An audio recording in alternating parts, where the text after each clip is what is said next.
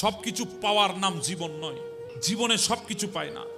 তকদিরে যা আছে তা পাবা। একটা কথা মনে রাখবেন, মানুষ হক মেরে খেতে পারে, ভাগ্য মেরে দিতে পারে না।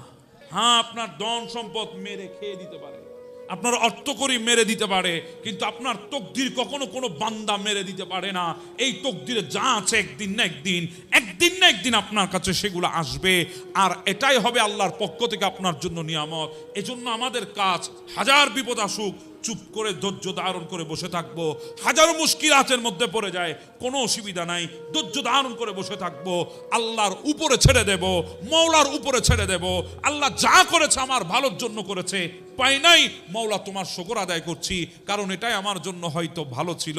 আল্লাহ পাই নাই, আল্লাহ হ্যাঁ এটার মধ্যে মঙ্গল ছিল, এজন্য পাই নাই। শুকর আদায় করেন, ধৈর্য ধারণ করেন। মনে রাখবেন ওই আল্লাহ আপনাকে ধৈর্যের বিনিময়ে আল্লাহ দ্বিগুণ করে আপনাকে নিয়ামত দান করবে, দ্বিগুণ দ্বিগুণ দ্বিগুণ।